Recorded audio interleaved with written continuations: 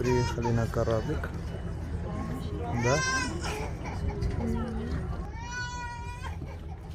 Привет. О, Самвел придет. Мам. Сейчас куда поедем? Я не знаю. Не знаешь. По морю поедем в сторону гора Афо. Да?